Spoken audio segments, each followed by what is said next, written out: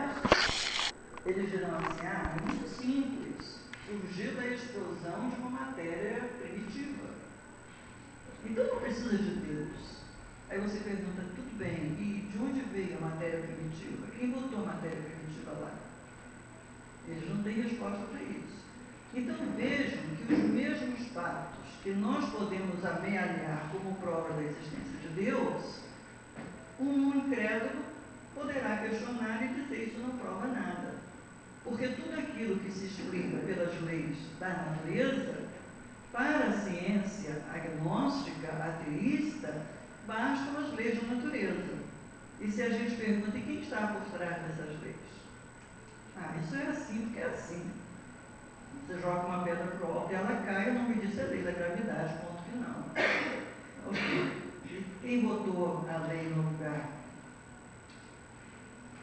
Eles não têm resposta. Então, quando eu digo que é muito complicado, porque a gente não pode descrever aquilo que ultrapassa no nível inimaginável as experiências que nós temos, certo?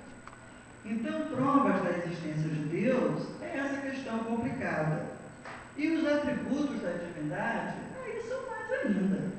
Se eu não consigo descrever Deus, como é que eu vou dizer como que Ele é? Aí eu escrevo assim, infinitamente bom. Será que bom é um bom adjetivo para as emoções de Deus, os sentimentos dele conosco? Talvez seja pouco.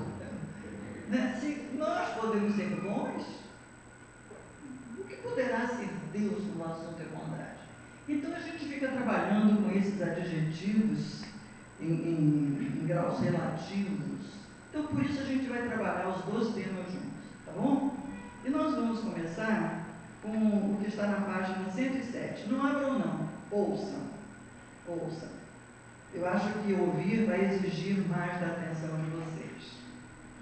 Conta-se que um velho árabe analfabeto orava com tanto fervor e com tanto carinho cada noite, que certa vez o rico chefe da grande caravana chamou à sua presença e lhe perguntou: por que oras com tanta fé? Como sabes que Deus existe quando nem ao menos sabes ler? O crente fiel respondeu: grande Senhor, conheço a existência de nosso Pai Celestial, de nosso Pai Celeste, pelos sinais dele. Como assim? Indagou o chefe admirado. O servo humilde explicou-se. Quando o senhor recebe uma carta de pessoa ausente, como reconhece quem a escreveu? Pela letra. Quando o senhor recebe uma joia, como é que se informa quanto ao autor dela? Pela marca do ourives.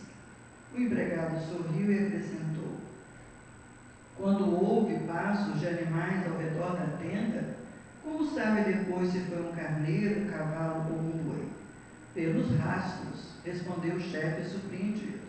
Então, o velho crente convidou-o para fora da barraca e, mostrando-lhe o céu onde a lua brilhava, cercada por milhões de estrelas, exclamou respeitoso: Senhor, aqueles sinais lá em cima não podem ser dos homens. Nesse momento, orgulhoso, o caravaneiro, de olhos lacrimosos, ajoelhou-se na areia e começou a orar também. É uma história muito boa, porque mostra como é efêmero o substrato dessa nossa crença. Né? Então, dar provas dessa existência de Deus é essa coisa complicada, que a gente fica amealhando motivos, amealhando fatos, e ao mesmo tempo a gente se pergunta, isso me convence? Ou eu busquei isso porque eu já estou convencido e quero só razões para me explicar? Porque na maior parte das vezes é isso que acontece. Porque a gente sente Deus num processo de emoção e não num processo de intelecto. Concordam comigo? Concordam? É como a fé. Uma ocasião, eu estava diante de uma jovem e ela me perguntou alguma coisa e eu respondi. E ela percebeu que a maneira como eu respondia deixava muito patente o quanto eu acreditava no que eu estava dizendo.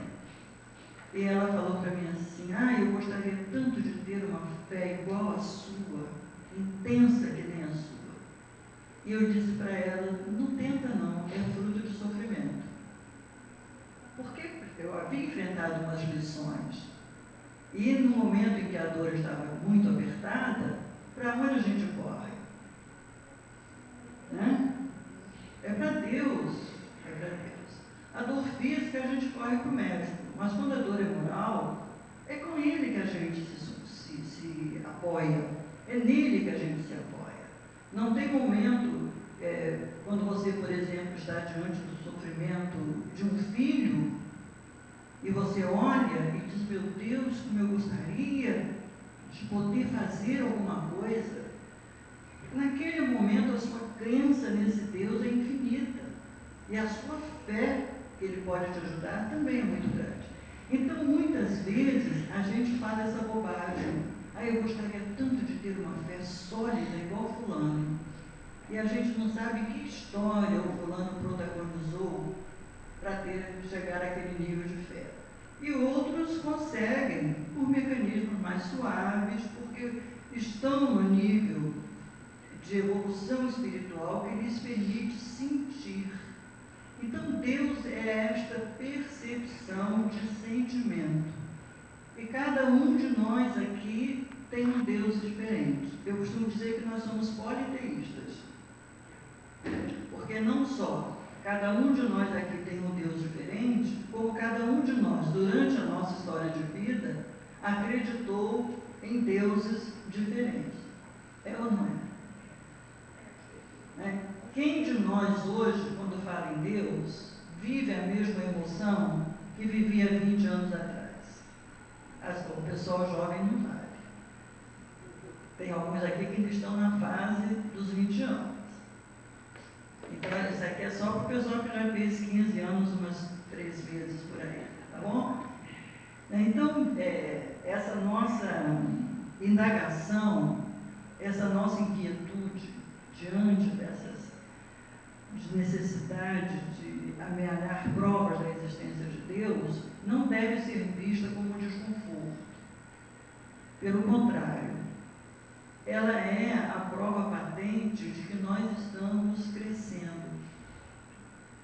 Porque se nós olhamos historicamente, quanto mais primitiva a sociedade, mais claro para os membros dessa sociedade é o seu Deus ou os seus deuses.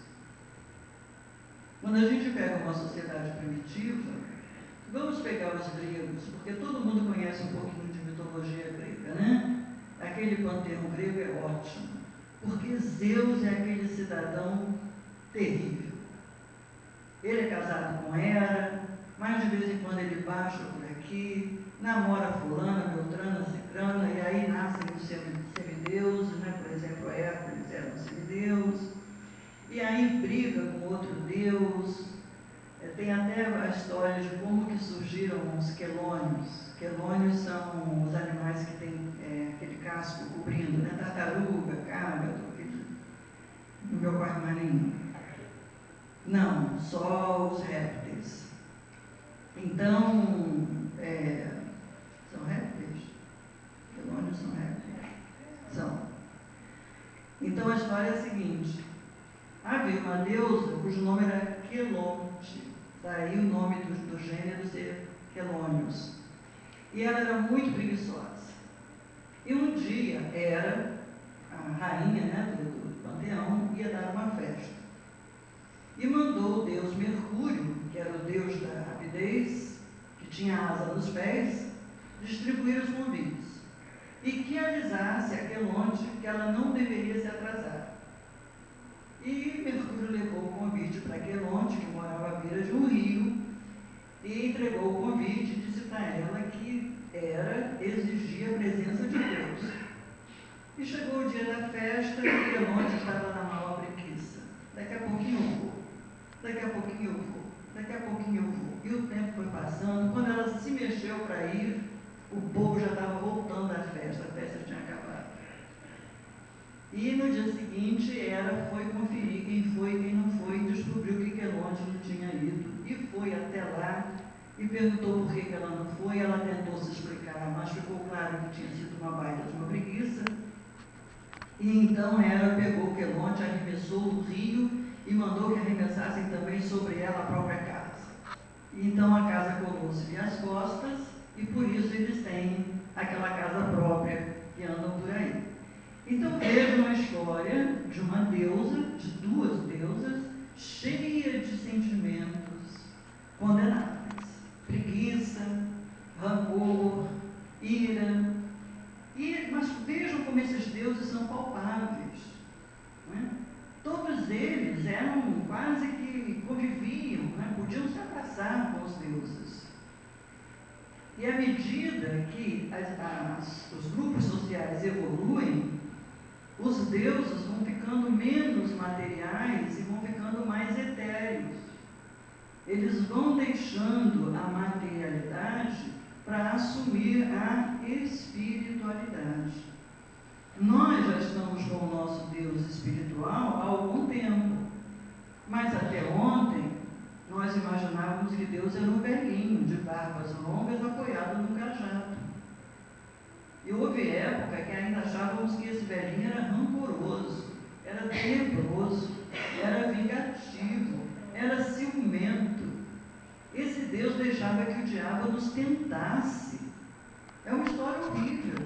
Quem, quando ouviu essa história, não se perguntou assim, por que ele deixa? E se o diabo pode me tentar e me levar, que Deus é esse? Fraquinho, né? Faz pouco tempo que a gente estava lidando com um Deus assim. Aí a gente abandonou esse Deus, deixou esse Deus de lado e foi espiritualizando Deus. Mas a gente está falando do gerúndio, porque a coisa ainda está se dando. Então hoje, quando a gente pensa em provas da existência de Deus, e a gente fala, meu Deus, onde estão essas provas? Tem tudo, tem tudo. Quanta coisa que nos cerca, sobre a qual não temos o menor poder. Vocês podem imaginar que para haver uma única tempestade, mobiliza-se a quantidade de energia equivalente a toda a energia que o homem produziu desde que dominou o fogo, incluindo as bombas atômicas. Isso para produzir uma tempestade. Imagine tudo mais. Imaginem a racionalidade, a inteligência como os processos se dão, a certeza com que nos deitamos, sabendo que amanhã haverá um dia iluminado, a certeza com que sabemos que daqui a 4 ou 5 meses o clima vai mudar, porque a Terra estará numa posição tal em relação ao Sol, que é durante milênios permanente. Embora sofram alterações, são alterações que se dão programadas num processo muito lento. Tudo. Se nós vamos ao mundo do microscópio, encontramos a mesma perfeição. Se nós avançamos ainda para o menor e entramos no átomo, é mais perfeito ainda. Quem criou tudo isso de maneira tão inteligente? Não temos resposta. Então nós dizemos que foi Deus, ou nós damos de ombro e falamos, sei lá. Mas nós não estamos na fase de sentimentos para admitir o sei lá. Então nós admitimos que seja Deus. E é importante, quando nós falamos desse Deus,